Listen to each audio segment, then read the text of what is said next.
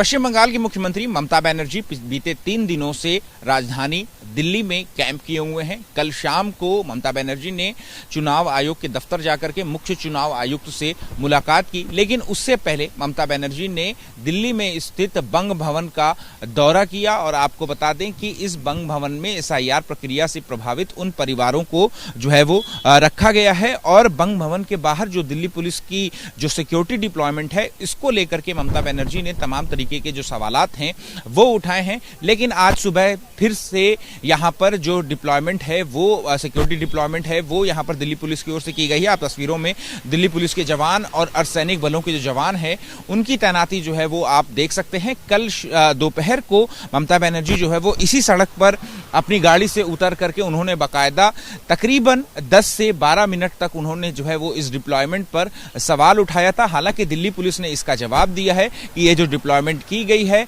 एक तो पार्लियामेंट का सेशन चल रहा है, दूसरा वीआईपी मूवमेंट को देखते हुए ये दिल्ली पुलिस की सुरक्षा व्यवस्था का हिस्सा है, जिसकी वजह से ये डिप्लॉयमेंट जो है वो की गई है। लेकिन टीएमसी की तरफ से ये आरोप लगाया गया है कि जो दिल्ली पुलिस है वो जो एसआईआर प्रक्रिया के तहत जो परिवार आए हैं उनके साथ मिसहैंडलिंग जो है वो की जा रही है। और ये मुद्दा जो है वो संसद भवन में भी जो है वो टीएमसी की ओर से उठाया गया था। लेकिन आज एक बार फिर सुबह से जो यहाँ पर सिक्योरिटी डिप्लॉयमेंट है वो यहाँ पर किया गया है। और आपको बता दें हम कि बंगाल पुलिस की एक 22 सदस्यों की एक टुकड़ी जो है वो भी यहाँ पर दिल्ली में जो है वो भेजा गया है, जो कि एक डीएसपी लेवल के अधिकारी और इंस्पेक्टर लेवल के अधिकारी जो है वो इस टीम का नेतृत्व कर रहे हैं, जो कि बंग भवन की सुरक्षा के लिए इनको जो है वो तैनात किया जाएगा। लेकिन उसके अलावा दिल्ली पुलिस के जो जवान और सिक्योरिटी फोर्सेस के अर्धसैनिक बलों के जो जवान हैं वो जो है वो उनकी तैनाती जो है वो यहाँ पर की गई है। अब देखना यह होगा कि क्या ममता बनर्जी जो है वो आज भी इस सिक्योरिटी को लेकर के क्या सवाल उठाती हैं। कैमरा पर्सन कपिल मिश्रा के साथ Ahmad Bilal, ABP news, Delhi. Supreme কোর্টে আইপ্যাক মামলার শুনানি আজ পিছিয়ে গেল।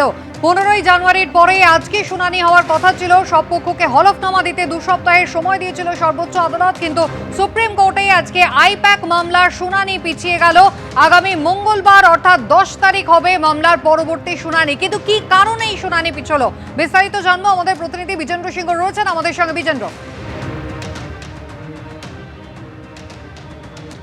কুসুমিতা, দেখো, এর আগের দিন যেদিন হিয়ারিং হয়েছিল সেদিন আমরা দেখেছিলাম পশ্চিমবঙ্গ সরকার থেকে বা মমতা বন্দ্যোপাধ্যায়ের তরফ থেকে বা রাজ্য পুলিশের তরফ থেকে সময় চাওয়া হয়েছিল। যে অভিযোগগুলো আনা হয়েছিল ইডির দ্বারা তাদের বিরুদ্ধে, সময় চেয়েছিলেন তারা 3 সপ্তাহ, কিন্তু সেদিন সুপ্রিম কোর্ট 2 সপ্তাহ সময় দিয়েছিল রাজ্য সরকারকে তাদের বক্তব্য জানানোর জন্যে, রাজ্য পুলিশকে বক্তব্য জানানোর জন্যে, এবং মমতা বন্দ্যোপাধ্যায়ের বিরুদ্ধে যে অভিযোগ ছিল তাকেও একই 2 সপ্তাহ সময় দেওয়া হয়েছিল। আজকের ডেট ছিল হিয়ারিংয়ের জন্য, কিন্তু আজকে যখন হিয়ারিং স্টার্ট হওয়ার আগেই আইটেম নম্বর 11 এবং আইটেম নম্বর 12 ছিল কোর্ট নম্বর 17-তে, কিন্তু যখন হিয়ারিং স্টার্ট হয় তার আগেই আজকে মেনশন করেন তুষার মেহতা, সলিসিটর জেনারেল, এবং তিনি বলেন কি তাদেরকে গতকাল রাত্রিরে 3টে এফিডেভিট জমা পড়েছে, কাউন্টার এফিডেভিট যেটা জমা দেওয়া হয়েছে মুখ্যমন্ত্রীর তরফ থেকে, রাজ্য সরকারের তরফ থেকে এবং রাজ্য পুলিশের তরফ থেকে। সেক্ষেত্রে তারা এখনও পুরোটা পড়তে পারেননি এবং সেটার রিপ্লাই দিতে তাদের সময় লাগবে। তাই তিনি সময় চান অন্তত 1 সপ্তাহ সময় দেওয়া হোক তাকে। সুপ্রিম কোর্ট তখন বলে কি ঠিক আছে, নেক্সট হিয়ারিং তারা করবেন আগামী মঙ্গলবার। 1 সপ্তাহের জন্য সময় দেওয়া হচ্ছে ইডিকে এবং কেন্দ্রীয় সরকারকে জবাব দেওয়ার জন্য, কাউন্টার ফাইল করার জন্য, যেটা মমতা বন্দ্যোপাধ্যায়, রাজ্য সরকার এবং রাজ্য পুলিশের তরফ থেকে ফাইল করা হয়েছে তার জবাব দেওয়ার জন্য। এখন হিয়ারিং আগামী মঙ্গলবার হবে 10 তারিখ, যেটা সুপ্রিম কোর্ট আজকে জানিয়েছে। কিন্তু যে 3টি এফিডেভিটের কথা বলছিলেন তুষার মেহতা আজকে, যেটা গতকাল রাত্রিরে ফাইল করা হয়েছে, তার মধ্যে একটা এফিডেভিট আমাদের কাছে এই মুহূর্তে রয়েছে যেটা মমতা বন্দ্যোপাধ্যায় তরফ থেকে ফাইল করা হয়েছে। এবং সেটাতে তিনি কি বলেছেন সেটা যদি আমরা সবথেকে উল্লেখযোগ্য দেখি, সেটা তিনি সেখানে বলছেন কি তিনি যখন খবর পান কি আইপ্যাকের কর্ণধারের বাড়িতে রেড হচ্ছে, ইডি সেখানে রেড করছে, তখন তিনি সেখানে যান এবং সেখানে যাওয়ার পর তিনি সেখানে ইডির আধিকারিকদের পারমিশন নেন এবং তাদেরকে বলেন কি তাদের পার্টির কিছু সেন্সিটিভ ডকুমেন্টস এখানে রয়েছে, সিক্রেট ডকুমেন্টসগুলো রয়েছে, এবং সেটা তিনি নিতে এসেছেন এবং তাদের পারমিশন নিয়ে সেখান থেকে সেই ডকুমেন্টসগুলো নিয়ে তিনি সেখান থেকে চলে এসেছিলেন। তিনি ইডির সার্চে কোনো বাধা দেননি, সেটাও তার তরফ থেকে বলা হয়েছে।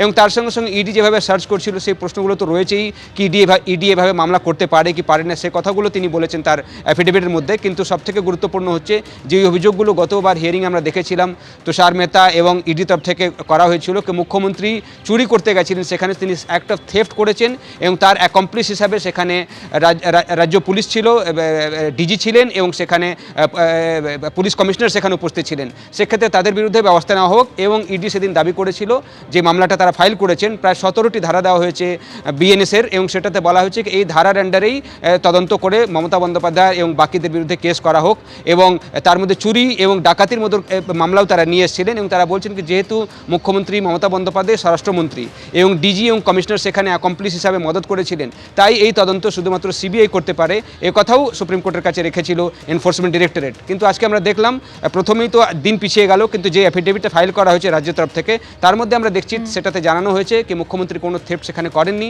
তিনি যখন খবর পান কি প্রতীক জানের বাড়িতে রেড হচ্ছে তিনি সেখানে যান এবং ইডি আধিকারিকদেরকে তিনি বলেন কি তার পলিটিক্যাল সেন্সিটিভ ডকুমেন্টসগুলো রয়েছে সেখানে, সেটা তিনি নিতে এসেছেন, তাদের পারমিশন নিয়ে সেখান থেকে তিনি সেই ডকুমেন্টসগুলো নিয়ে চলে আসেন এবং তিনি কোনো বাধা দেননি ইডির সার্চে, সেটাও মমতা বন্দ্যোপাধ্যায়ের তরফ থেকে জানানো হয়েছে সুপ্রিম কোর্টের কাছে কাউন্টার অ্যাফিডেভিট ফাইল করে। এবিপি আনন্দ, এগিয়ে থাকে, এগিয়ে রাখে।